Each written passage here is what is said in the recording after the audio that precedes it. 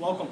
Today we're going to be looking at the branch of chemistry called stoichiometry, in which the quantities of reactants are compared to how much product you're going to get by the amounts of reactants that you have.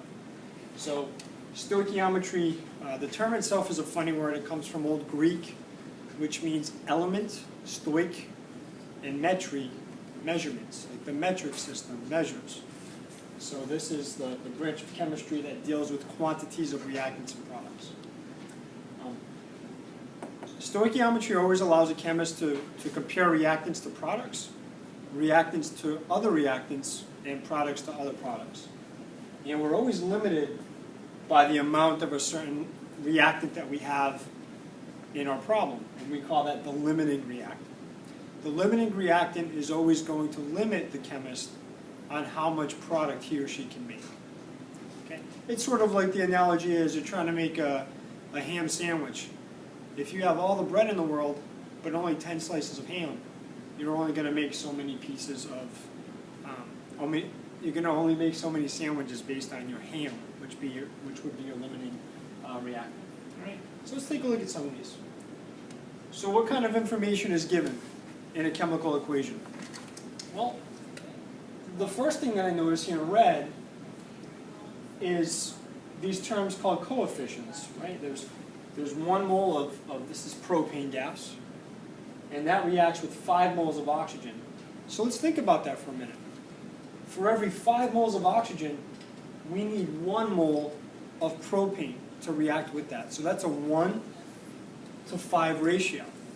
So if I had 4 moles of oxygen on hand, I wouldn't have enough oxygen to react with 1 mole of propane, because it takes 5 moles of oxygen and not 4. Our products, we're going to make 3 moles of carbon dioxide and 4 moles of water. Okay, so the numbers in red here indicate my coefficients. And I'm going to write it in here. It's not typically written, but there's 1 mole of propane. Right, so that's the first thing a chemical equation tells us. The second piece of information is we also know the states of matter. Right? In this case, these are all gases. Right? The G stands for gas. But if I had an S in parentheses, that would mean a solid. If I had an L, that would mean a liquid in parentheses. And AQ would tell me that the substance is aqueous or dissolved in water. So there's a lot of information that can be known here. Okay?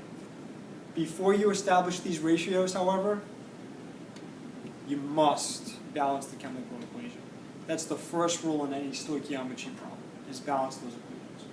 Right? So, for example, if I look at these ratios, right? If I look at my ratios of my reactants to products, I know for every 1 mole of propane, how many moles of O2, oxygen gas, do I need to react with that? I need 5. And I get this information from my balanced chemical equation. This is a 1 to 5 ratio or a 5 to 1 ratio, depending on which way you start in this fraction. Okay, these are my molar ratios. We're going to make 3 moles of CO2, and we're also going to make 4 moles of water. Okay? We can't make 3 moles of CO2, nor could we make 4 moles of water unless we had 1 mole of propane and 5 moles of oxygen to start off with. We need these quantities of reactants to produce these quantities of products. And that's essentially what stoichiometry is trying to study and figure out. Okay. In our last slide here, how many moles would be needed to react with the following? Okay? So I'm remembering this is a 1 propane to 5 oxygen ratio. Okay, so whenever I see here in the first column, I have to multiply it by 5 to get a proportion. Okay? So how many moles of oxygen would be required to react with 1 mole of propane? That would be 5. We could go the other way. We could say, what if we used or had 6 moles of O2 how many moles of propane would we need, right? So what we would do here is we would divide 6 by 5, because we're going in the reverse order, right? So I'm going to get 1.2 moles.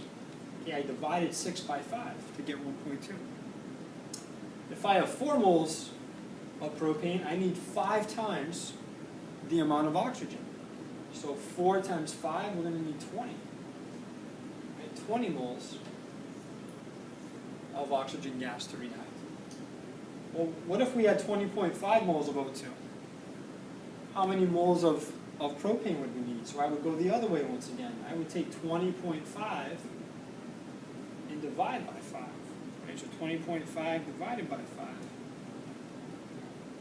Just to double check myself here. It's 4.1 moles of propane would be needed. And finally, 7.5, how many moles of oxygen would we require? Well, I would multiply 7.5 times 5, and that would get me 37.5 moles of oxygen. Notice, each and every time, it's still a 1 to 5 ratio, 1 to 5 ratio, all the way down, and I get that from my balanced equation. Good luck, as always, on these problems. We're going to do a lot more of these in class. In my opinion, one of the most difficult units because it involves a lot of math here in class. But always balance that equation first.